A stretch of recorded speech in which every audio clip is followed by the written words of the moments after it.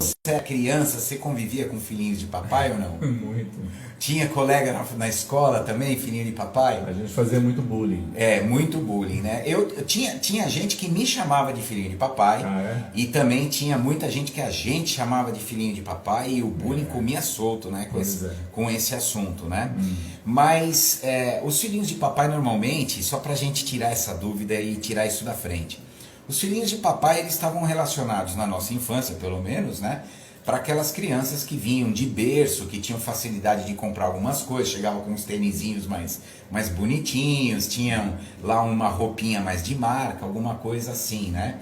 E aí a gente costumava a entender e enxergar essas crianças, essas pessoas como filhinhos de papai, né? Mas para o Bert Hellinger, e isso ter um pouquinho de diferença, a gente não vai chamar bem de filhinhos de papai, a gente vai falar de filhinhos da mamãe. E aí é um pouco diferente, porque o entendimento que o Bert Hellinger traz para tudo isso muda totalmente o contexto. O filhinho da mamãe, ele acaba sendo, e isso não tem nenhum tipo de conotação pejorativa, como tinha quando a gente era moleque e falava filhinhos de papai. Mas os filhinhos das mamães, eles são os filhos que acabam por algum motivo, por alguma dinâmica dentro das famílias e das instituições, ficando um pouco mais presos com as histórias das mães. E isso acontece muito mais com os meninos, ao passo que com as meninas acontecem de ser as filhinhas dos papais, né? E o Bert Hellinger traz um entendimento muito interessante sobre essa questão pela complexidade do desenvolvimento dessas crianças para que se chegue em fase adultas. E dentro desse contexto, é muito comum, quando se existe uma dinâmica onde se existe lá o filhinho da mamãe e a filhinha do papai, em fase adulta, adultos enfraquecidos. Esses adultos enfraquecidos, que é o tema de hoje, que a gente vai conversar bastante, eles acabam estando muito presentes e são muito comuns, porque quando essas crianças, enquanto adultos, acabam buscando em todos os seus relacionamentos aquilo que tinha na mãe, no caso do menino, e no caso da menina, com o pai. Então ela vai para o mundo profissional, ela vai constituir família, ou o garoto vai para o mundo profissional, ou vai constituir família, e continua buscando a presença da figura do pai ou da mãe, dependendo se é menino ou é menina. E muitas vezes esse adulto acaba ficando num contexto e numa dinâmica bastante enfraquecido, porque seja lá onde ele estiver enquanto adulto, ele não vai encontrar o pai e a mãe no seu emprego, no seu trabalho, no seu relacionamento e assim por diante. De forma que essa pessoa, já em fase adulta, acaba ficando numa postura bastante enfraquecida perante a vida, muitas vezes não se sentindo autorizado para conquistar algumas coisas ou para ter acesso a algumas coisas. Você já viu alguém assim, Luiz? Já. Bastante comum, né? Eu vou falar por mim, né? Eu mesmo, em muitas situações, eu não me sentia assim tão autorizado a me aproximar do meu pai quando criança. E isso de modo inconsciente, a gente não tem assim perfeita noção ou referência disso de modo consciente, né? Essas coisas acontecem muito inconscientemente, mas a gente acaba tendenciando ficar mais próximo, no caso dos meninos com a mãe e no caso das meninas com o pai. E isso vai trazendo uma dinâmica bem complexa, né? Por exemplo, coisas de meninos, a gente acaba ficando um pouco a par de fazer as coisas de menino por conta justamente de uma relação mais próxima com a mãe. E a menina, a mesma coisa, que acaba se afastando de algumas coisas que menina faz, porque acaba ficando muito próxima e à mercê da educação do pai. Eu vou tratar desse assunto falando um pouco de mim e tentando trazer algumas experiências de algumas constelações que a gente já teve a oportunidade de atender muitas pessoas, né? Então são muitas as histórias. É um excesso de mimo, de cuidado da mãe? É um excesso de mimo e de cuidado da mãe com os meninos e um excesso de mimo e de cuidado dos pais com as meninas. Quer ver, eu vou trazer uma informação aqui que é extremamente interessante. Você já passou na porta de alguma penitenciária num domingo de visita? Em algum momento, assim, eu estou passando na rua e aqui perto tem uma penitenciária, estou vendo na calçada que tem aquela fila, né? Que tem aquela fila grande numa penitenciária. Você já passou ou não? Na ocasião nunca passei, só vi pela televisão. Eu vou fazer, olha só, vou fazer aqui uma pergunta para vocês que estão assistindo a gente, seja no Face, seja no YouTube, seja aqui no Insta. Tentem buscar na memória de vocês, se você está passando na porta de um presídio masculino, quem está na porta do presídio? É homem ou é mulher? Quem que está na porta? Normalmente, mulher, presídio masculino, quem está na porta? A mãe, a irmã, a mulher, a namorada, a prima, a filha, a sobrinha. Não é normalmente assim? É. E numa porta de presídio feminino? Primeiro que tem muito menos fila. Vamos combinar que as mulheres na porta de um presídio masculino tá lotado, tem fila, né? Na porta de um presídio feminino é diferente um pouquinho. Você já viu alguma mãe visitar a filha? Né? Já notou a presença de mães visitando as filhas presas da mesma medida que elas visitam seus filhos? É engraçado, né? É muito interessante. Interessante esse posicionamento, né? Pois é, mas isso acaba acontecendo e é a grande verdade, né? Os filhos das mamães e as filhinhas dos papais, elas são muito mais presentes e inconscientes do que a gente entende. E o fato é que essa correlação leva para a vida, fica na vida e segue por gerações e vai seguindo, porque essa acaba sendo a referência. Eu lembro que quando eu era criança, eu acabava tendo também uma proximidade muito maior com a minha mãe, até porque meu pai trabalhava o dia inteiro, ficava fora. Mas, por exemplo, coisas que normalmente os homens fazem, o pai levar para jogar bola. Quem me levava para jogar bola era minha mãe. Quem me levava para fazer algumas coisas era minha mãe. E eu ia quando era possível, quando minha mãe autorizava. Então a gente ia para uma escolinha de futebol, alguma coisa assim, e era minha mãe que estava presente. Então essa relação ficava muito mais próxima dentro desse contexto. O que faz com que a gente, muitas vezes, acabe tendo uma separação daquilo que os homens fazem e fiquem num lugar de coisas muito mais próximas daquilo que as mulheres fazem. Isso não tem nada a ver com sexualidade, tá, pessoal? Não tem nada a ver com com opção sexual das pessoas, nada a ver. Apenas é uma familiaridade muito maior convivendo com a energia oposta, de modo que as coisas de menino ficam enfraquecidas e você fica muito mais perceptível para as coisas femininas. Por exemplo, esses meninos que cresceram muito mais próximos da mãe, é muito comum quando crescem ficam extremamente namoradores, porque ficam mais familiarizados com a energia feminina, então transitam melhor por esse lugar. Mas também não significa que esses meninos, apesar de serem mais namoradores, ficam nas relações. Por quê? Porque na medida que o relacionamento evolui, cria-se vínculo e fica sério, aquilo que ele busca não se faz presente na relação. Porque ele não está buscando uma parceira, ele está buscando, na maior parte das vezes, um pedaço da mãe para o relacionamento. Agora, acaba dando muito certo quando essa pessoa encontra uma filhinha do papai, que aí sim, nesse caso, ela também já tem o oposto acontecendo, que é uma proximidade muito mais forte com o masculino, uma presença muito mais dominadora, aquela postura das mulheres que normalmente, e quando isso acontece, apesar de aparentemente estar fora de ordem e fora de lugar, mas o equilíbrio de troca se constitui. Virou a tampa da panela. Vira a tampa da panela, porque eu tô muito mais próximo de uma energia feminina e eu encontro na mulher que eu me relaciono alguém com uma presença um pouco mais masculina por conta da proximidade e de uma criação com o pai. E acaba dando super certo, porque enquanto você tem do outro lado alguém que meio que complementa, o equilíbrio de troca permanece, a coisa fica fluindo e às vezes, se a pessoa não percebe, a relação dá super certo e fica lá por anos e anos e anos num ambiente onde está equilibrado. Mesmo que eu assuma uma postura menos masculina dentro da relação, mas há alguém com uma postura mais masculina dentro da relação que faz a contrapartida e equilibra o jogo, né? Mas o problema são as consequências que tudo isso traz.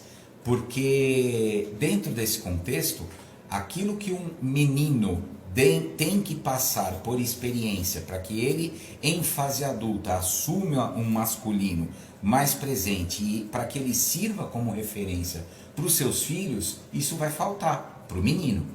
E a mesma coisa acontece com a menina, que falta a mãe, porque ela acaba tendo um pouco menos do feminino e a referência que ela vai ser de mulher para sua filha acaba também sendo enfraquecida nesse contexto. Então, por isso do tema do tema de hoje, falando sobre esses adultos enfraquecidos, né? Porque a proximidade da mãe em excesso para o filho, ela acaba enfraquecendo um adulto masculino, quando menino, e a proximidade do pai com a filha acaba enfraquecendo a mulher de amanhã, que vai ser a referência dos filhos dela, ou seja, dos netos desta pessoa que criou seus filhos de maneira enfraquecedora, né? Quando se torna prejudicial é quando o menino, então, ele busca a imagem da namorada e busca a mãe, a figura da mãe. E a mesma coisa acontece quando a mulher acaba buscando no homem a figura do pai. Então, olha só, os problemas acabam indo por vários pontos, né? Veja só, olha só, como um relacionamento, vamos falar do ponto de vista de relacionamento. Como um relacionamento saudável pode evoluir para um lugar com dinâmicas saudáveis para esse casal, se eu busco na minha companheira um pouco da minha mãe e a minha companheira busca em mim um pouco do que ela tinha com o pai. Se isso acaba acontecendo, a primeira pergunta que vem é: para onde vai a sexualidade desse casal? Se eu estou buscando na minha mulher a minha mãe, se a minha mulher busca em mim o pai, para onde vai a sexualidade do casal? Como a relação sobrevive como homem e mulher dentro desse contexto? O que você acha? Olha aí, gente, o que vocês acham? Então, olha só que interessante. E essa fraqueza acaba se espalhando por várias áreas das nossas vidas, né? Essa fraqueza acaba esbarrando no nosso profissional, essa fraqueza acaba esbarrando no relacionamento, essa fraqueza acaba esbarrando também com relação à própria prosperidade, onde a gente ainda não tem lá uma postura tão familiarizada com as questões de dinheiro, porque se eu não tive a liberação da mãe como homem para que eu busque o sucesso, muitas vezes eu continuo aguardando essa autorização da mãe para que eu tenha sucesso. E eu já estou adulto e isso me enfraquece, então eu mais uma vez me deparo com a situação de um adulto enfraquecido, né? E a mesma coisa acontece com as mulheres reciprocamente, né? Agora, o que chama atenção, e aqui que vale a questão dos programas da rádio que a gente faz, né? Não é só uma possibilidade da gente levantar o problema e as pessoas que estão assistindo e escutando a gente se perceber de repente num lugar como esse e falar: puxa vida, como que foi para mim? Será que aconteceu alguma coisa parecida com isso para mim? Eu me coloco nesse lugar? E como que eu resolvo isso se porventura eu me percebo nesse lugar, né? E a solução acontece de uma maneira muito natural, porém ela não vem da mãe e ela não vem do pai, porque se a gente teve essa criação da mãe e do pai, dificilmente os nossos pais também tiveram nos nossos avós, os pais deles também, uma referência um pouco diferente, porque a verdade é uma só: os nossos pais nos dão o que tem, nos deram o que tinham para dar, né? Nem mais nem menos, me deram tudo que a gente tinha, que a gente tem. E da melhor forma, né? Da melhor forma possível, que foi conforme sabiam. E digo mais, deve ser o bastante para que a gente siga na vida como adulto. Se a gente acha ou tem o sentimento de que faltou algo ou que o que foi dado não é o bastante, a gente continua naquela condição que a gente falou em programas passados sobre aquela criança ferida ou um posicionamento infantil, onde eu continuo esperando receber dos meus pais alguma coisa, mas os nossos pais já deram tudo, e aí eu fico anos e anos esperando alguma coisa acontecer. Mas como os nossos pais, eles deram tudo que tinha, e a gente na condição de adulto, a gente tem uma possibilidade de seguir para uma dinâmica mais saudável, mesmo que isso tenha acontecido com a gente. Então, se eu me enxergo numa dinâmica onde a minha mãe, onde eu possa ter sido um filhinho da mamãe e alguma mulher tenha se sentido possivelmente uma filhinha do papai, a postura, ao invés de vir dos nossos pais, ela se inverte e deve vir de nós, onde em algum momento da nossa vida a gente se depara com essa dinâmica, algumas vezes em muita dor, e deve tomar uma posição e falar: agora eu encerro por aqui, e às vezes trazendo muita dor para fazer esse movimento. Agora eu sigo para o meu pai. Estou falando no meu caso aqui, como homem. Então, se eu de repente tive uma criação mais filhinho da mamãe, eu tenho que chegar no momento onde eu me enxergo enfraquecido, que isso sirva para mim como motivação para que eu faça um movimento diferente, e em algum momento eu estabeleço um tipo de ruptura, mas não uma ruptura desdenhosa de tudo que eu recebi. Muito pelo contrário, com muita gratidão, com muito amor, mas ainda assim uma ruptura importante, aonde eu deixo muito claro: mãe, agora eu sigo para o meu pai, para que eu possa receber o masculino que eu preciso e seguir na vida. E a mesma coisa acontece com as mulheres, porque vamos combinar, gente, da onde as mulheres tiram referência de ser uma mulher? Com as mães. E da onde os homens tiram a referência de serem homens? Com os pais, quando as dinâmicas são saudáveis. Porque tem o masculino que deve vir do pai e o feminino que vem da mãe. Uma questão que eu vi numa constelação uma vez que me chamou muita atenção, e uma frase de cura lindíssima que aconteceu, foi quando uma mulher que estava também constelando seu relacionamento, ela se depara num momento daquela constelação onde faltou a energia do feminino, e ali o movimento conduziu para: eu preciso aprender a ser mulher com a minha mãe.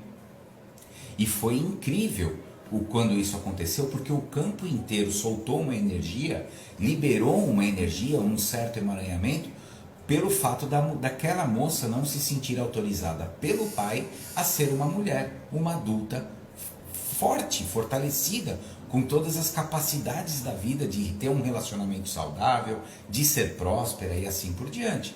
E a mesma coisa também acontece com os homens, que em algum determinado momento, quando caminham para uma dinâmica mais saudável, devem ter esse momento de ruptura amorosa e com muita gratidão com a mãe, mas que traz um posicionamento onde fala: mãe, agora eu sigo para o meu pai, para que eu aprenda a ser homem com o meu pai. E isso é extremamente importante, porque todas as vezes que falta a presença do masculino para um menino em criação, em algum momento ele vai se deparar com a necessidade de buscar a força do masculino. A mesma coisa acontece com a menina, desde que ele encontre na sua jornada a possibilidade de ter relacionamentos saudáveis, profissionais, relacionamentos afetivos, amorosos, e também para que essa pessoa aprenda a ser uma referência saudável para os seus filhos, né?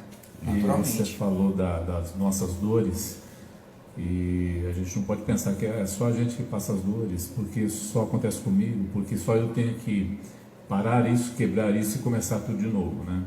E consertar isso. A gente tem que entender também que os nossos pais, mães, tiveram as suas dores. Exato, e dar um lugar de respeito para as dores dos nossos pais é o caminho, é o ponto de partida para que a gente se depare com dinâmicas mais saudáveis nos nossos sistemas, porque se porventura eu ainda estou olhando para o sistema dos meus pais com julgamento, significa que eu estou numa posição mais infantil.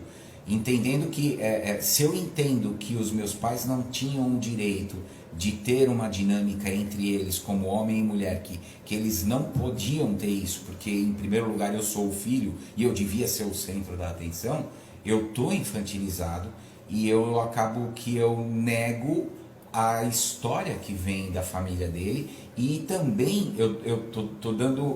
acabo excluindo aquilo que eles aprenderam com os meus avós e assim por diante, porque vamos combinar, né, gente?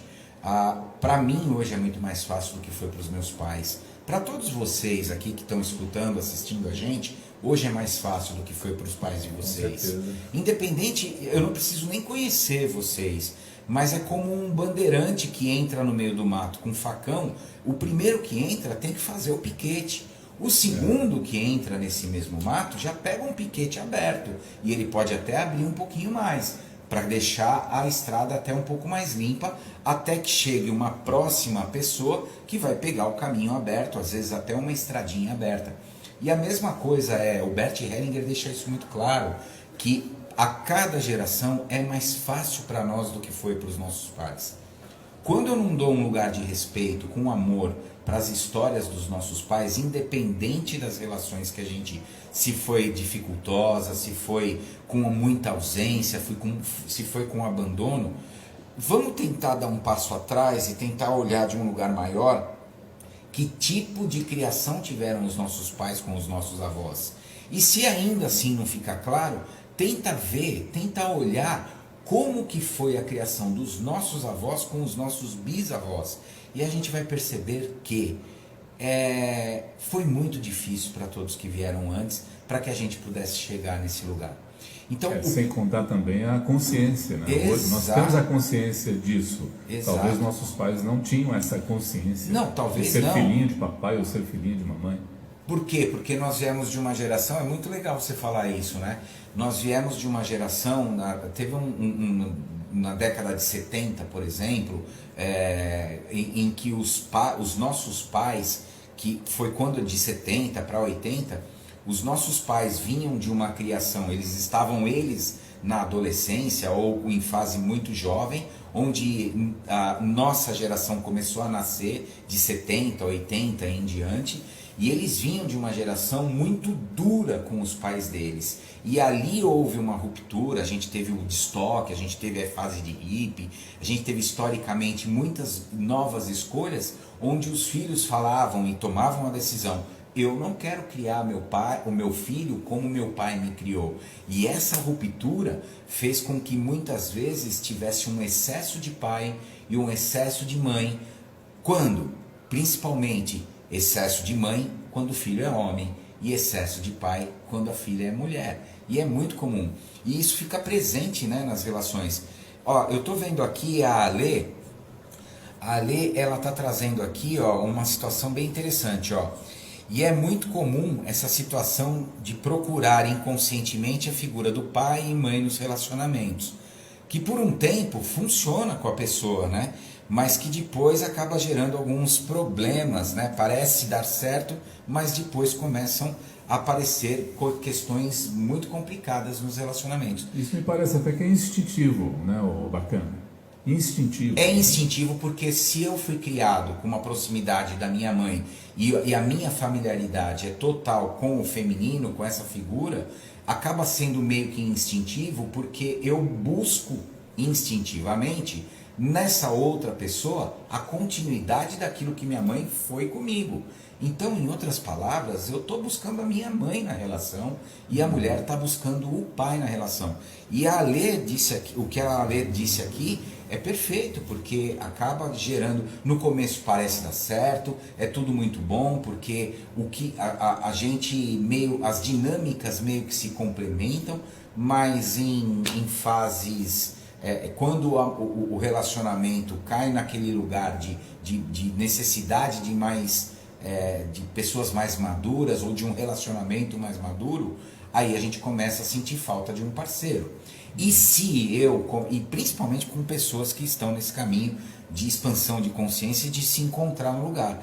é muito comum. Se eu de repente estou nesse processo de expansão de consciência, me percebo numa relação onde quem está do meu lado está muito mais para cuidar de mim do que para ser a minha mulher, e eu estou começando a buscar a presença de uma mulher do meu lado, aí melou o caldo. E é muito duro e é muito difícil, às vezes, porque a outra pessoa não está na mesma página que a gente. E aí ela continua esperando, buscando uma postura do pai, enquanto você está se fortalecendo como homem, e a conversa começa a não combinar mais. E é muito comum isso acontecer, que infelizmente acaba surtindo aí muitas separações de casais por conta disso. Eu penso que para o homem acaba sendo um aconchego, né? Um aconchego para ele buscar em uma mulher a figura da mãe. E para a menina me parece que é uma segurança, que ela busca a figura do pai e um homem. Seja aconchego, seja segurança, seja conforto, seja completude, né? Seja o que for que se busca, no momento em que esses filhinhos da mamãe e as filhinhas dos papais não buscam nas suas relações a postura postura de alguém na condição adulta, é o que a gente acaba atraindo nas nossas relações. Se eu estou infantilizado, eu vibro questões mais infantilizadas, e naturalmente eu acabo atraindo também uma pessoa infantilizada do meu lado. E em algum momento, para mim que sou homem, vai faltar uma mulher, em algum momento para a mulher vai faltar um homem. Nessas relações onde se fala sobre o homem e a mulher. Mas, por favor, tá, gente, não tem nada a ver com opção sexual. Até porque uma mulher pode buscar em outra mulher com uma postura, com uma energia masculina mais presente, e aí funciona, porque uma entra com o feminino e a outra com o masculino. Da mesma maneira pode acontecer com dois homens, onde um está mais feminilizado e o outro com a energia masculina, que também acaba funcionando. Perfeito. Certo? Tem um André aqui na live do Face, ele está dizendo que essa teoria tem muito sentido. A referência está fundamentada na educação. Márcio, parabéns pelo programa, um conteúdo muito positivo para todos. Um abraço aí para o Márcio, um abraço para o meu grande amigo Isidoro. Obrigado, André. O André Vial, que daqui a pouco também apresenta o programa dele, que é o A Verdade em Evidência, logo mais à noite, às 21h30. É isso aí, André. De fato, todos esses temas que a gente acaba trazendo é um convite justamente para que a gente possa falar sobre o pensamento sistêmico. E a base do pensamento sistêmico é inclusão, hierarquia, ordem e equilíbrio de troca. Mas todas essas dinâmicas acabam esbarrando em algum momento nessas questões do pertencimento, né? Que é a questão da inclusão, e da hierarquia, do lugar e do equilíbrio. Então, essa é a ideia desse programa, e aqui a gente estimula que vocês estejam com a gente, porque é um convite mesmo de trazer para o nosso dia a dia a possibilidade de adotar algumas dinâmicas mais voltadas para o pensamento sistêmico, onde o pertencimento é importante, a ordem é importante e o equilíbrio também, para que a gente possa ir aos poucos se afastando de algumas dores. Essas dores não precisam mais continuar, desde que a gente faça melhores escolhas. Então o que ficou para trás, o que aconteceu, isso já foi, já aconteceu. A gente pode sim fazer alguns movimentos sistêmicos, algumas constelações que nos ajudam a trabalhar tudo isso, mas o mais importante é a gente tomar novas decisões daqui para frente, porque aqui a gente diminui problemas que vão ser problemaços para os nossos filhos e para os nossos netos que nem nasceram ainda, né, Luiz? E quando, bacana, existe também aquela pessoa que tem a consciência disso, mas não quer sair disso também. Exato. Acha que está muito bom assim. É a zona de conforto, em algum momento a gente pode chamar de bolha de ilusão, dependendo se ela está ali naquele lugar para se proteger de algum tipo de dor, mas de um modo geral, esse lugar está sempre rodeando um negócio que nos processos de coaching são muito frequentes, quando a gente se depara com algo que se chama ganho secundário. Todas as vezes que eu fico numa dinâmica de dor, se pergunta, o que eu estou ganhando ficando aqui? e você vai descobrir por que você ainda não teve a coragem de fazer o movimento. Porque existe algum ganho secundário, ou porque aqui eu tenho controle, ou porque aqui eu estou confortável, ou eu tenho algum tipo de ganho financeiro, ou porque aqui eu tenho a sensação de poder e mando mais nas questões, enfim, alguma coisa. Pode se perguntar, se você vive uma dinâmica, se ressoa com você, alguma dinâmica que você fala, puxa vida, será que eu estou inserido? Perguntas, tenta sentir se tem alguma coisa a ver com o que você sente no coração e se você tem algum ganho secundário a ponto de te falar, não, acho que não é hora de mexer com isso, ou é melhor não mexer com isso, ou não quero olhar para isso. Porque se tiver, é o ganho secundário, é a bolha de ilusão, é aquele movimento que fica travando a gente. Só que é igual uma piscina, viu? Depois que você pula, você fala, nossa, que delícia. Por que eu não pulei antes? Porque alivia, libera, traz leveza, né, Luiz?